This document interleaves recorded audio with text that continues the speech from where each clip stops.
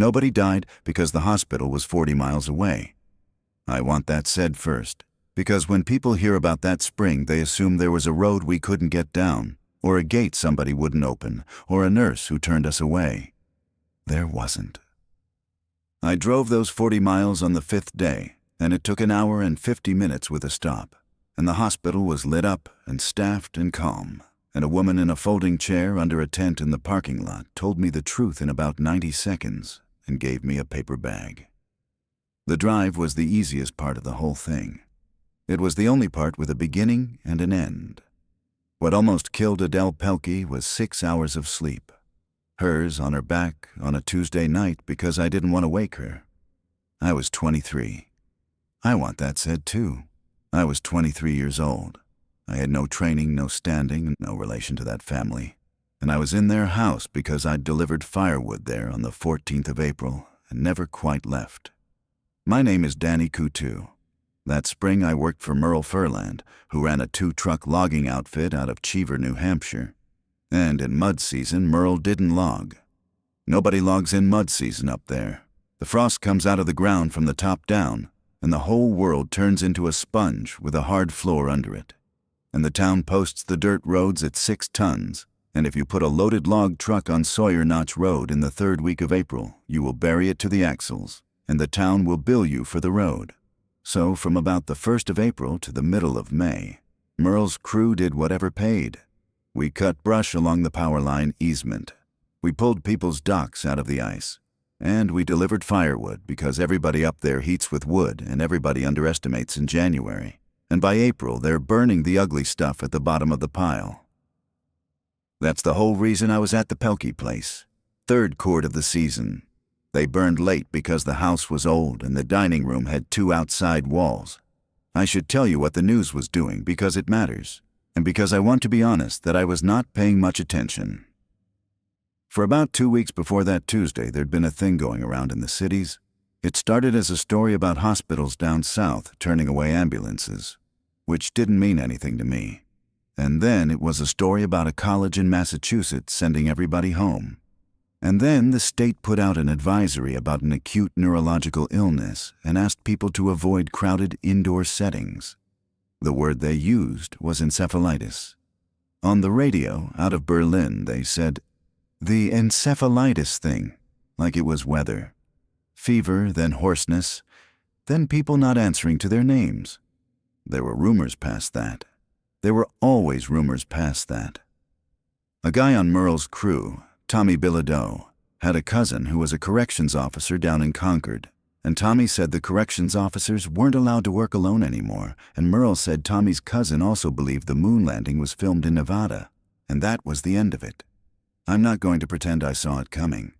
I saw it about a day and a half before most people, and only because of one question a dispatcher asked me, and I didn't understand the question until later. The Pelkey place sits 2 1/10 miles up Sawyer Notch Road, past where the town maintenance ends. There's a wooden sign at the maintenance end with the town seal on it, and it says, "The road is not winter maintained," which is a joke, because it's not maintained in any season. Past that sign, it's dirt with a crown that washed out in the 90s, 1 culvert at the brook crossing, and a grade coming up out of the hollow that in April is the consistency of oatmeal. There are 9 houses on that road. 4 are year-round. I got there at 9:10 in the morning with a quart and a half in the dump trailer, and it was 39 degrees and going to 50. And everything was dripping. The lane up to their dooryard had 2 ruts in it deep enough that the trailer tongue touched twice. Adele came out on the porch when I backed in and stood there with her arms folded in a barn coat that was too big for her. She was 76, 5'1", maybe 140 pounds, and she had a way of standing with her weight on one hip that I now understand was arthritis, and at the time I thought was attitude. Her husband, Marcel, had been dead 9 years. Her daughter, Charlene, lived with her and ran the kitchen at the elementary school in Cheever, 22 minutes down. Her grandson, Ray, had a trailer up behind the barn and worked at the mill in Groveton. There was a granddaughter, Bree, 19, who came and went, and there was a dog, a small brown thing named Pinto, with a gray face and one ear that stood up, who barked at me from behind Adele's legs the whole time I was there, and then later would not leave that room for 6 weeks. Adele wanted the wood stacked, which was extra, and I said sure, because it was $50 and I had nowhere to be. She wanted it stacked in 2 rows against the south side of the shed instead of 1 row along the porch, which is where Merle's note said, and that's the part I keep. She came down off the porch to show me where. There are 3 steps off that porch. The bottom one is a flat granite slab, and it sits in the shade of the shed until about 11 in the morning, and on the 14th of April at 9:30, there was a skin of ice on it that you could not see because it was wet and the granite was wet and the whole world was wet. She didn't fall far. That's what people don't understand about it. She fell about 18 inches. She went down on her left side with her leg folded under her at an angle a leg doesn't go. And she made a sound I'd never heard a person make, one short one, and then she stopped making any sound at all, which was worse. I got to her in about 2 seconds, and then I stood over her for probably 5 more with my hands out and nothing in my head at all. Her foot was turned out. Her left leg looked short. She was not screaming. She was breathing in through her nose in fast little pulls and looking at the underside of the porch, and she said very clearly, "Don't move me." So I didn't. I got my coat off and folded it and put it under her calf where it was hanging wrong. And she said a word I won't repeat. And I said sorry. And she said, "No, that's better." I got the moving blanket out of the truck and put it over her from the chest down, and I put my knee jacket under her head. It was 39 degrees, and she was on wet granite and gravel. That was the first thing. She was going to get cold long before anything else happened to her. Then I called 911, and this is where the story I thought I was in stopped and the real one started. The call went through on the first try. I want to be accurate about this, because later on there was a version going around town where nobody could get through to anybody, and that wasn't my experience at all. Cell service doesn't reach up Sawyer Notch, so I went in the kitchen and used their landline, a beige phone screwed to the wall by the fridge with a cord long enough to reach the table. And it worked. And a woman answered on the second ring, and she was good at her job. She got the address out of me in about 15 seconds. She asked if Adele was awake and breathing, and I said yes. She asked if she could move her toes, and I went out and asked, and Adele could. She asked about blood, and I said none. She asked about her hip, and I said I thought it was her hip. She said, "Okay, do not try to move her. Keep her warm, keep her flat. Don't give her anything to eat or drink. I've got a unit coming from Dorsey." Dorsey is 22 miles. I did the math right there standing in the kitchen and figured 35 minutes, 40 with the road, and I felt the whole weight of it come off my chest. And I went back out and knelt down and told her 40 minutes. And she closed her eyes and nodded. Then the dispatcher asked me the other question. She'd already told me the ambulance was coming. She was doing the part at the end where they take your name and confirm the callback. And then she said, in exactly the same tone she'd used for everything else, "And I have to ask this on every call today. In the last 10 days, has anyone in the household had a fever or hoarseness or any change in behavior?" I said no. I said it fast because it was a stupid question, and I didn't ask her why she was asking it. And that is the single thing from that whole spring I'd take back if I got one. She thanked me and hung up. I called Charlene at the school and got the front office, and they walked her out of the kitchen, and she said, "Is she conscious?" And I said yes, and she said, "I'm 40 minutes," and hung up. I went back out. It was 9:41. At 10:06, the phone rang inside the house, and I ran for it, and it was a different dispatcher, a man this time. And he was polite, and he sounded tired, and what he said was, "Sir, I'm calling to update you on the Sawyer Notch call. That unit's been reassigned to a staging assignment at the county line. I'm going to be honest with you, I don't have another unit for you right now. I've got your call on the board. Estimated response is up to 6 hours, and I can't promise that," I said out loud in that kitchen. 6 hours. He said, "It may be sooner. If her condition changes, if she stops responding, if she has trouble breathing, if you see a lot of swelling in that leg, you call me back and I will move you up." Then he said, "I'd advise against moving her yourselves. A hip like that on those roads, you can do a lot of damage." He was right. Every word he said was right, and every word he said was useless. And I stood there holding a beige phone and understood for the first time in my life that a correct answer and a helpful answer are two different objects. I want to be fair to that man. He wasn't hiding anything. He didn't lie to me once.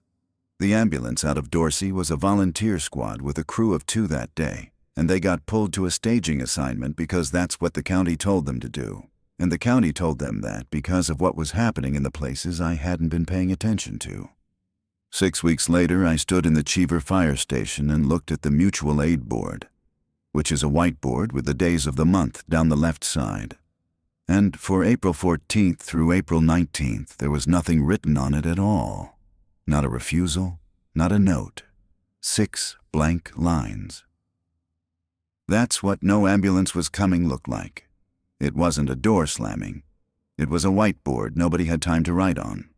Charlene got there at 10:20, and by then, Adele had been on that granite for 50 minutes, and it started to shake. Char is 52 and built like her mother, short, and she has 2 bad knees she'd been putting off doing anything about. And the first thing she did was try to pick her mother up by herself, and the second thing she did was find out she couldn't. Adele made that sound again. Char sat down on the bottom step in her school kitchen clothes and put both hands over her face for about 4 seconds, and then took them down and said, "Okay, what do we need?" That is the exact moment I stopped being the wood guy. What we needed was people, and there weren't any. Ray was at the mill in Groveton until 3. Bree was in Lancaster. The nearest house on the road with anybody in it was Roger Nadeau's, 6/10 of a mile down. And Char sent me for him because their phone had been out since the wind in March, and Roger had never seen a reason to get it fixed. Roger Nadeau was 68, and he had a Ford tractor and a bad shoulder, and a wife named Louise who was in the 5th year of something they still weren't calling by its name out loud. He came out onto his porch when I pulled in, and I said, "Adele Pelkey fell and broke her hip and there's no ambulance." And he looked past me up the road for a second, and then he said, "Let me tell Louise." And he went in the house and came out 90 seconds later with a coat and a flat pry bar for no reason I ever understood, and got in my truck. 3 of us got her off the ground. I'm not going to make it sound skilled, because it wasn't. It took us 25 minutes, and we did it badly. We put a piece of 1/2-inch plywood down beside her from the shed, and we got a bedsheet under her by rolling her about 4 inches at a time while she held onto Char's forearm with both hands, and did not scream. And we slid her onto the plywood, and then we carried the plywood. It weighed nothing. She weighed nothing. 200 pounds of nothing is what it feels like when it's a person, and it can't help you, and every inch you move, it hurts it. We could not get her up the porch steps. It wasn't close. So we went around to the back of the house where there's a bulkhead-height concrete pad and 1 step into the mudroom, and we went in that way. And I took the mudroom door off its hinges with a nail set and a hammer because the plywood wouldn't clear the frame, and that door leaned against the washing machine until the middle of June. And then we were in the house with her on a piece of plywood on the kitchen floor, and it was 11:15 in the morning, and there was nowhere to put her. The bedrooms were upstairs, all 3 of them. There was a downstairs bathroom the size of a phone booth, a kitchen, a living room with a wood stove, and a dining room they hadn't used as a dining room since Marcel died, which had a table with a sewing machine on it, and a wall of shelves, and 2 outside walls, and a window that looked at the shed. Char said, "Dining room. That room is the whole rest of the story. That room is what I mean when I say the shelter, if you want to call it that. It wasn't a place we hid from anything. Nobody ever wanted it. Nobody ever came for it. It was 10 feet by 12, and it faced north, and it was the coldest room in the house. And we spent 6 weeks turning our whole lives into whatever kept one 76-year-old woman alive inside it. We brought a bed down in pieces. Roger and I took the frame apart upstairs and carried the box spring down the front stairs sideways with the newel post taking the paint off it. And Char cleared the room by carrying the sewing machine, and 11 years of Christmas decorations out to the porch in the rain. We put the bed against the inside wall so she wouldn't be against the cold plaster. We put 4 cinder blocks under the legs, 2 per end, because Roger said if the bed's too low, you'll wreck your back inside a week. And he was more right than he knew. We got her into it at 12:40. That was 3 hours and 10 minutes after she went down. By 4 o'clock that afternoon, Ray was home and Bree had driven up from Lancaster, and there were 5 of us in that house, and we had a plan. And the plan was, the ambulance is on the board, and when it comes, she goes. And until then, we keep her comfortable. That plan lasted until Thursday. Here's what I knew about caring for a person with a broken hip on the 14th of April. Nothing. Here's what I thought it involved. Keeping her comfortable and waiting. Here's what it actually involves. And I learned it on the 16th from a 63-year-old woman named Nadine Ouellette, who had worked 22 years as a licensed nursing assistant at the county home before her knees quit, and who lived 4 miles away on the Baudouin Road, and who came the first time because Char called her, and the second time because she said she'd come, and then didn't come again after that because her own household ate her the same way ours ate us. Nadine walked in that room, looked at Adele lying flat on her back where we'd had her for 2 days because that's how the dispatcher said to leave her, and said, "How long's she been on her back?" Char said, "Since Tuesday." Nadine said, "Okay," in a voice I've thought about many times since, and then she taught us in about 40 minutes. Turn her every 2 hours, not 2.5. 2. Off her back, onto her good side, with a pillow between her knees, and a pillow behind her back to hold her there. Then back, then the other way as much as the hip allowed, which wasn't much. 12 turns in 24 hours. Somebody has to be awake for the night ones. Get her heels off the mattress. Put a rolled towel under her calves so her heels float. Heels and tailbone, those are the 2 places. Those are always the 2 places. Sit her up for every drink and every bite, all the way up, 30 minutes after. No lying flat with food in her. If she eats lying down, it goes in her lungs, and then you've got pneumonia, and then you've got nothing.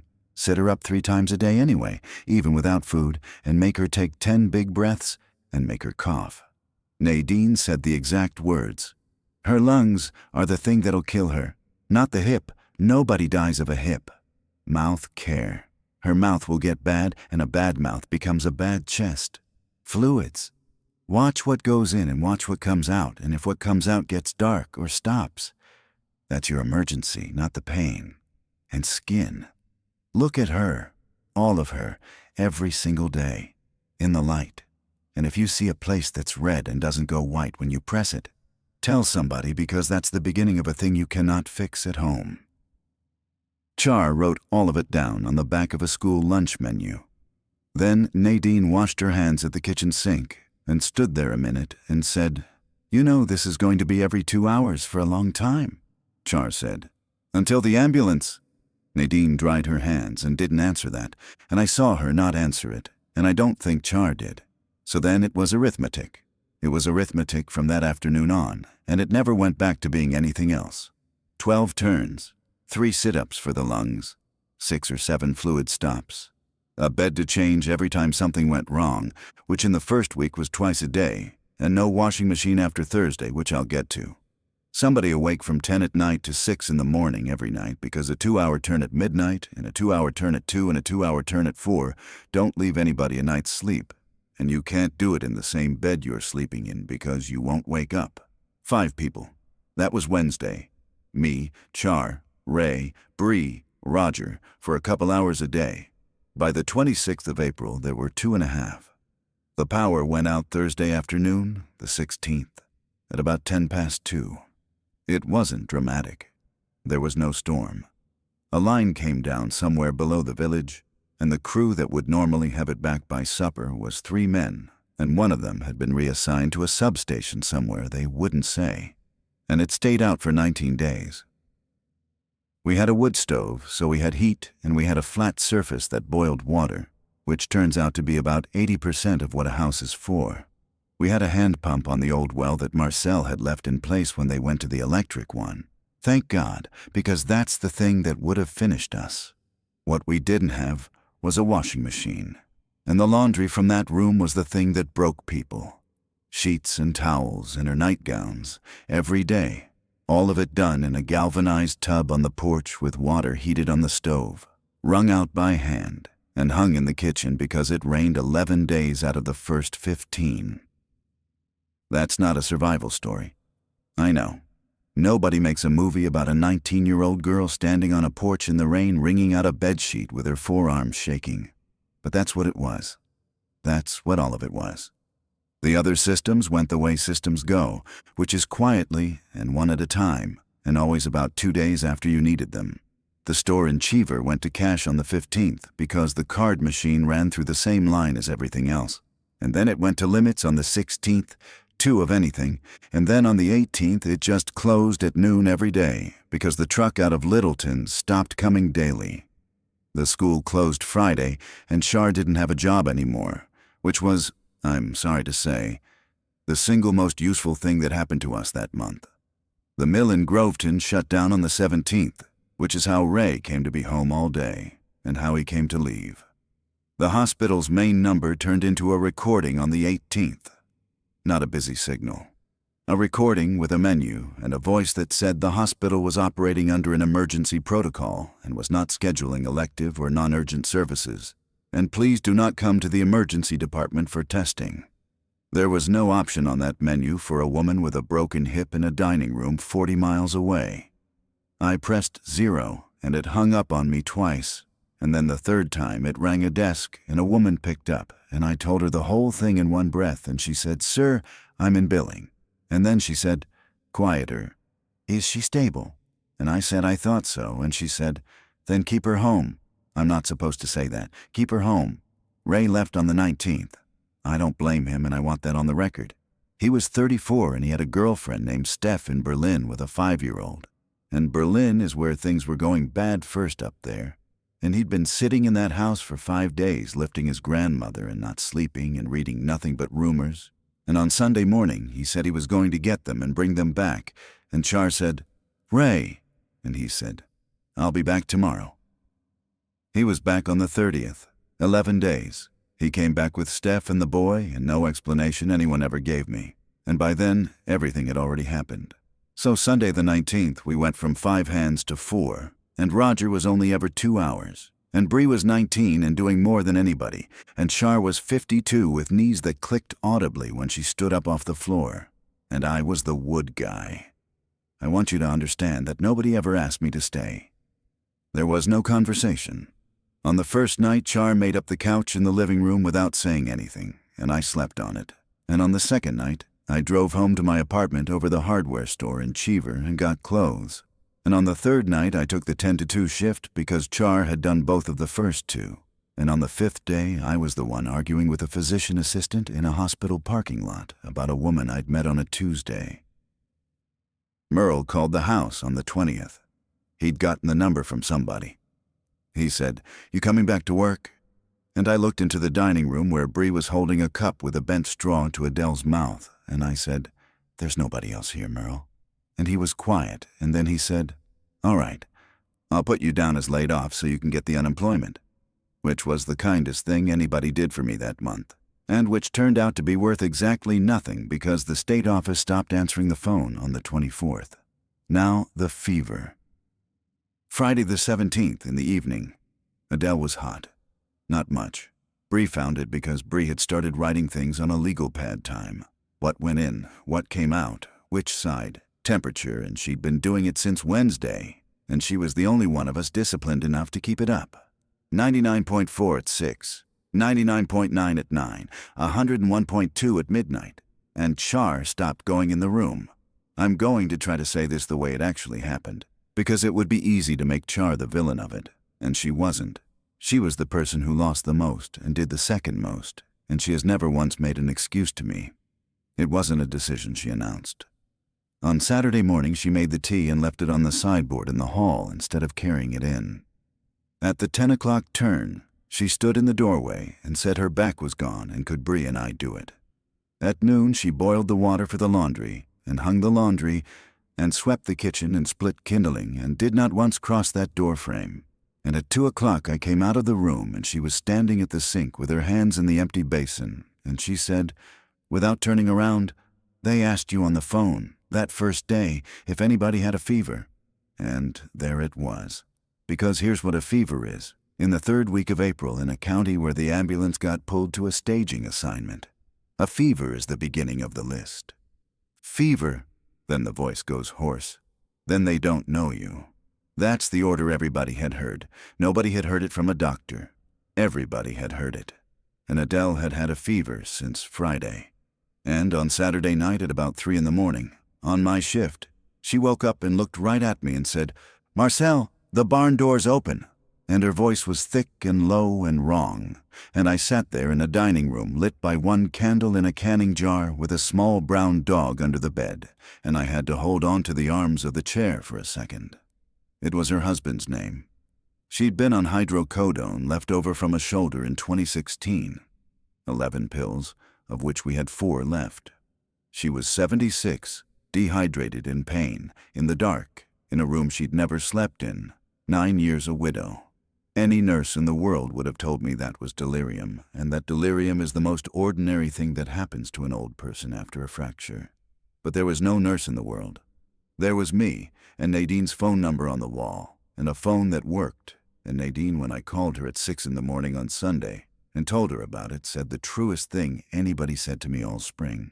She said, "It could be her chest, it could be her water, it could be the pain in the dark, it could be the other thing. I can't tell you from here, and neither can anybody else.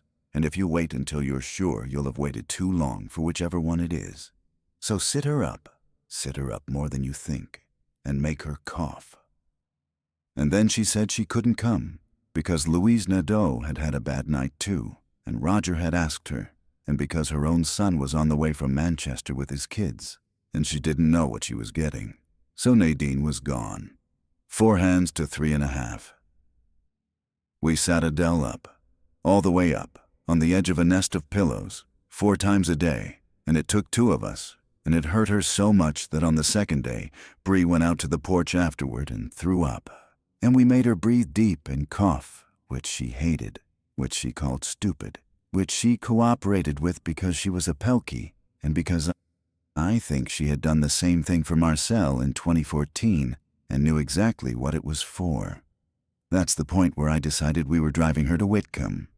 The argument happened Monday night in the kitchen with the door to the dining room shut, 3 of us around a table with a candle, and it was the only real fight in that house the entire time, and it lasted about 11 minutes. I said, "She's got a fever going on 4 days. She's got a hip that nobody's looked at. We've got 4 pills left, and the ambulance is not coming." Char said, "They said don't move her. They said on those roads you could do a lot of damage." Char also said, and this is the part I understood later, that if we drove her in and they admitted her, Char would not be allowed in the building with her because nobody was allowed in the building with anybody, and her mother would be in a hallway among people with the thing, alone, and Char would be standing in a parking lot 40 miles from here. Bree said, "The culvert at the brook is undercut and the lower grade is soup, and we don't have a vehicle she can lie flat in." All 3 of those were true. That's the thing about that week. There was never a stupid position in any argument we had. There was never a person being unreasonable so the story could move. There were 3 people with 3 correct answers that pointed different directions. What broke it was Roger, who came up Tuesday morning at 7 with a 5-gallon pail of eggs, and stood in the doorway of that room for a while, and then said, "You want the tractor, you say when." Because Roger's tractor was the answer to the culvert and the grade. Roger's tractor could drag a vehicle down the lane and through the brook crossing and up the far side to where the town gravel started, and after that, it was pavement all the way to Whitcomb. That was the entire mechanical problem, solved by a man with a bad shoulder and a 1974 Ford. And here's the piece I have to include, because leaving it out would make this a nicer story than it was. Asking Roger for the tractor meant asking Roger to be gone for 5 hours, and Louise Nadeau could not be alone in a house for 5 hours. Everybody at that table knew it. I knew it when I said, "Wednesday then." Roger knew it when he said, "All right." I asked anyway. I picked him. That's the decision I made, out of the 2 or 3 real ones I made that spring, and I made it in about 4 seconds while looking at a pail of eggs. We went Wednesday the 22nd. Left the dooryard at 8:15. Bree's boyfriend at the time had a Dodge conversion van with the middle seats out, which had been sitting behind his mother's garage in Cheever since a head gasket in February, And Ray was gone, but Ray's tools weren't. And Bree and I put 4 hours into that van on Tuesday and got it running rough. We put the box spring in it, not a mattress. A box spring on the floor of the van with a mattress topper and every blanket in that house, because a mattress by itself would have let her roll. Getting her out of the house took 40 minutes, and I'm not going to describe it in detail. It was the plywood again, and the sheet, and the mudroom with the door still off, and Bree at her head and me at her feet, and Char walking alongside with her hand flat on her mother's chest, saying, "Almost, almost," which was a lie 4 separate times. Roger dragged us down the lane with a chain. 22 minutes to go 6/10 of a mile. He pulled us through the brook where the water was over the culvert and running across the road 2 inches deep and brown, and up the far grade with the van's wheels doing nothing at all. And at the top where the town gravel starts, he got off the tractor and unhooked the chain and coiled it and put it on the drawbar and said, "I'll be here at 4. Then the road. I want to talk about the frost heaves, because the frost heaves were the actual 40 miles. In April in northern New Hampshire, the pavement is ruined, not potholes heaves. The frost pushes the road up in long swells and then drops it, and the state puts orange diamond signs out that say, "Bump," and after a while, they stop bothering. On Route 3 south of Cheever, there's a stretch of about 4 miles where the road is a series of these. And in a car at 50, you get a roller coaster feeling that people who grew up there find funny. I drove that stretch at 11 miles an hour. Bree sat on the floor of the van with her back against the wheel well and both hands on her grandmother, and I watched the road the way you'd watch water you were carrying in a full pan, and every single heave, no matter how slow I took it, made that woman make a sound behind me. It took us 1 hour and 51 minutes to go 40 miles. We stopped once at 18 miles in the pull-off by the boat launch because Bree said stop, and we sat there for 6 minutes with the engine off while Adele got her breathing back and the dog Pinto came. Nobody had the heart to shut him in, stood on the box spring with his feet by her ribs. We passed 9 vehicles. 2 of them were state trucks. 1 was a school bus with the lights off and the destination sign blank, going the other way. Full. At the Cheever town line there was a folding table with 2 men in reflective vests and a hand-lettered sign that said, "Residents only beyond this point." And they were not police and they were not soldiers. They were 2 guys from the highway department, and they didn't stop us going out. Coming back they did, and one of them recognized Bree, and that was that. That's what a checkpoint was up there in April. 2 men from the highway department who knew everybody, and a table. Whitcomb Regional was not a ruin. I need that understood, because that's the part everyone gets wrong when they hear the title of the thing that happened to us. The parking lot was full and organized. There were cones. There were 2 big military-looking tents in the visitor lot, gray, with sides rolled up, and inside them there were cots with people on them and staff moving between the cots, and there was a generator running that was hooked to the building, even though the building had its own. The lights inside the hospital were on. There was a woman in a vest directing traffic with a clipboard, and she came to my window before I'd even stopped and asked what I had. And I said, "Broken hip, 5 days, 76, fever." And she said, "Pull to bay 3, don't get out." We waited 18 minutes. Then a woman came out to the van in scrubs and a gown and a face shield with her name written on the shield in marker scarlet. And she opened the side door and climbed in and knelt on the box spring and put her hands on Adele Pelkey for 4 minutes. Barb Scarrett was a physician assistant, 50-something, and she was so tired that she had to ask me twice how many days. She took a temperature. She listened to her chest in 3 places, front and back, and made Adele cough twice, and Adele apologized to her for coughing on her. And Barb said, "Cough right at me, honey, that's the whole point." Then she sat back on her heels and told us the truth. She said, "It's a femoral neck fracture, almost certainly, and it's the kind that needs pinning or a partial replacement. And that is an operating room, an orthopedist, and an anesthesiologist." She said the orthopedic service had been suspended for 11 days. She said the 2 anesthesiologists on staff were both working the unit upstairs because that's what the state had told them to do.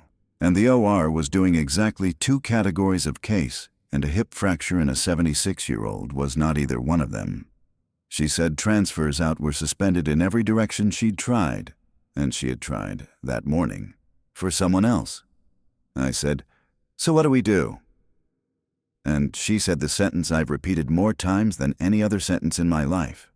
She said, "I can admit her.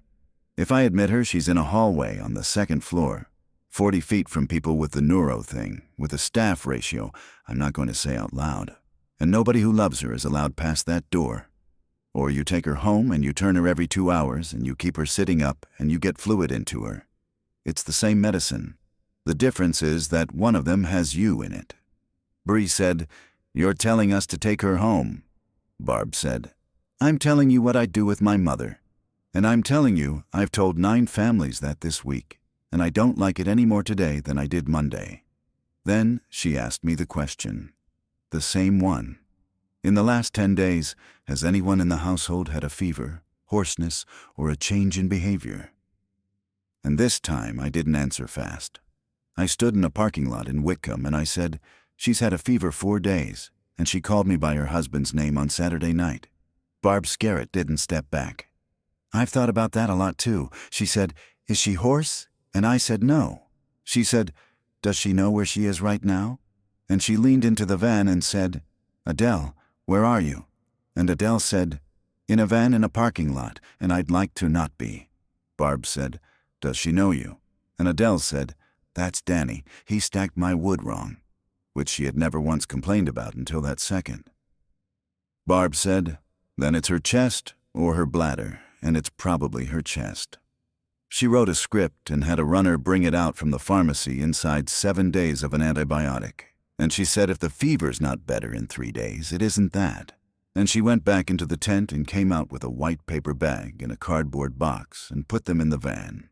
In the box, a bedpan, 2 packs of disposable underpads, a foam wedge, a plastic oral syringe, a box of gloves, medium, a can of a nutrition drink, vanilla, 4 of them, and a single sheet of paper, printed, that had been photocopied so many times the text was soft, with a heading that said, "Home care for hip fracture when surgery is not available." That's the thing I want people to sit with. Somebody at that hospital had made that sheet. Somebody had sat down at a computer in the middle of all of it and typed out how to keep a person alive at home with a broken hip, and made copies, because they knew they were going to hand out a lot of them. We were in that parking lot 55 minutes total. The drive home took 2 hours and 20 minutes because I was more afraid on the way back, and because it rained. There was a man walking on the shoulder about 6 miles out of Whitcomb, going our way, with a backpack and no coat. He put his hand out.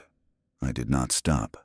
Bree was in the back with her hands on her grandmother, and the van had a bad head gasket, and I had a woman with a fractured hip on a box spring, and I told myself all of those things at the time, and I've told myself all of those things since.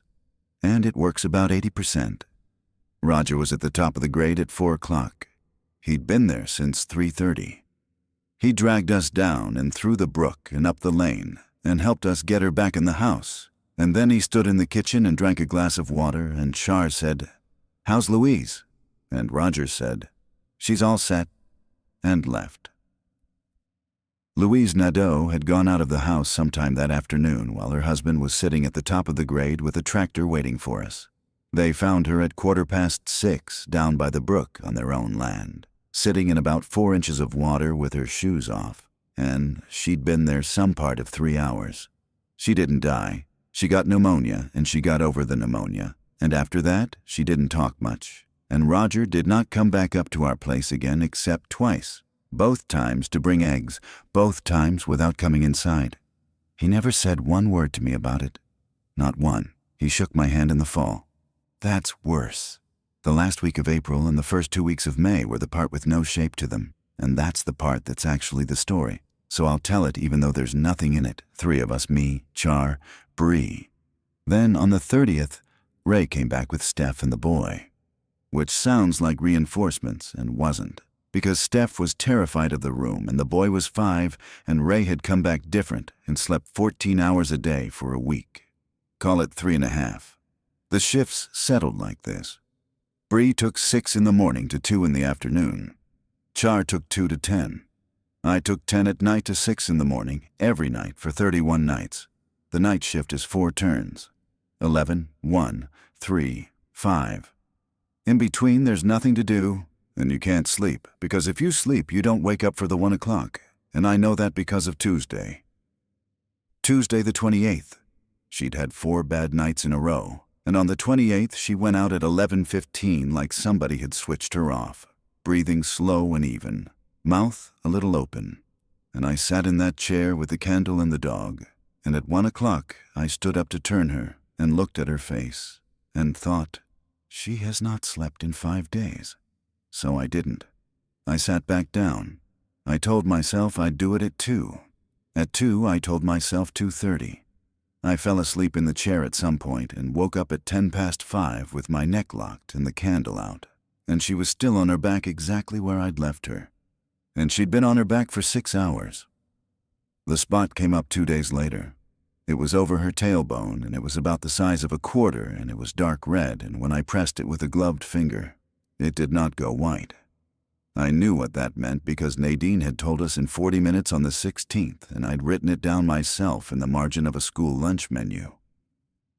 We kept her off it for 5 weeks. Bree built a rotation on the legal pad right side, back for 20 minutes only. Left side as far as the hip would allow. Right side, and we never put her flat on her back again, not once. And we got that spot to close over by the middle of June. It closed. It never opened up into the thing it was going to be. That is the single largest accomplishment of my entire life, and there's no way to say it out loud that doesn't sound insane. I told Char about it on the 5th of May. Not that the spot existed, she could see that. I told her why. I told her I sat in a chair and let her mother lie flat for 6 hours because I didn't want to wake her up. Char was standing at the porch rail wringing out a sheet. She kept wringing it. She said, "Did you tell Bree?" I said no. She said, "Don't." And then, after a while, I fell asleep on the 21st, 2 hours. That's the only absolution I ever got, and I've decided it counts. The other thing about that stretch is that we stopped being afraid of the hospital and started being afraid of the road. We heard things on a transistor radio with the antenna up against the window. The state closed the schools statewide on the 24th.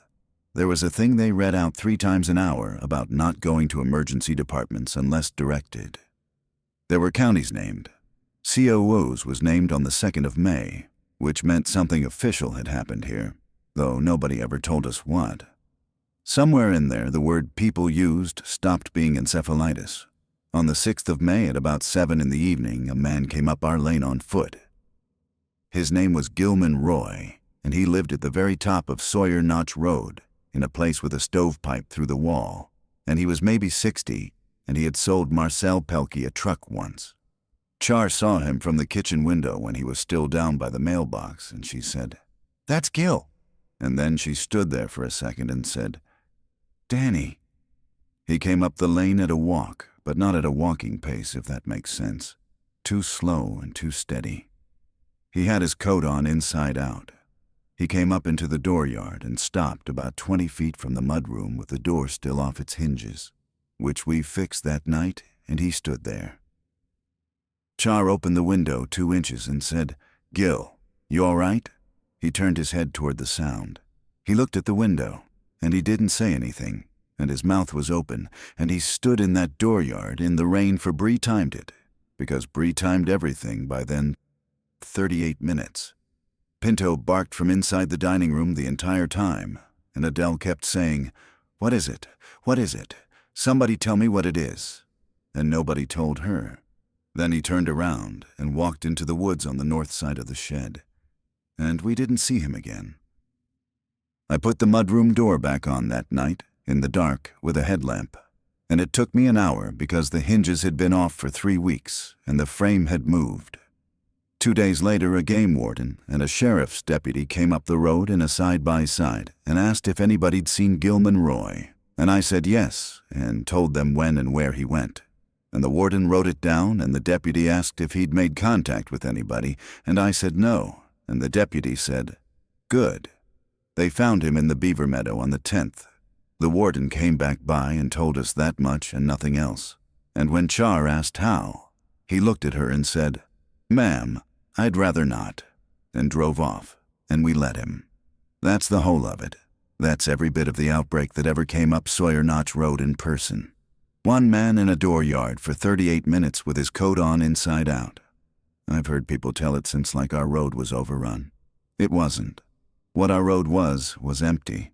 What the thing actually did to us was take the ambulance, and the power crew, and the mill, and the school, and the store hours, and the nurse 4 miles away, and the hospital's operating room, and Ray for 11 days. And then leave us alone in a house with a woman who needed to be rolled onto her side every 2 hours. That's how it gets you out where we are. It doesn't come up the lane, it just quietly removes every single person who would otherwise have come up the lane, and then it lets ordinary life do the rest. Because ordinary life is full of granite steps with ice on them. The fever broke on the 26th. Barb Scarrett was right. It was her chest. 4 days into the antibiotic, she came down under 100 and stayed there. And on the 28th, she asked for a boiled egg. And Char cried in the pantry with the door shut and came out and said the light in there was making her eyes water. The bone was never fixed. It knit the way it wanted to. In September, a doctor in Whitcomb looked at a film and used the word malunion and said that was that. And Adele Pelkey has not stood up on her own 2 feet since the 14th of April. On the 19th of May, 35 days after she went down, we got her into a chair. I want to end on that, and I'm not going to. But I'll give it its due, because it was the best day. Bree and I got her from the bed into a wheelchair that Nadine's son drove up from Manchester in the back of a hatchback. And it took 12 minutes, and it hurt her. And then we pushed her through the kitchen and out the mudroom door on 2 sheets of plywood laid over the step, and we put her in the dooryard in the sun. It was 68 degrees. The black flies were just starting. She sat there in the sun with a dog on her lap and looked at her shed and the 2 rows of wood I'd stacked against it on the morning she fell, which nobody had touched since. And she said, "You did stack it wrong." Then she said, "Char, is there any of that ham?" The road firmed up around the 20th. It always does. The frost comes all the way out and the water goes down, and by the end of May, Sawyer Notch Road is just a dirt road again, and you can drive a car up it at 25 miles an hour. And that's when I understood the last thing. For 6 weeks, the only reason nobody came up that lane was that nobody could. That was never protection. We thought it was a little in the back of our heads, in the way you think about a thing you haven't examined. But it was mud, and mud is a season. The power came back on the 4th of May. The store went back to normal hours in June and then stopped again in July. And that's another story.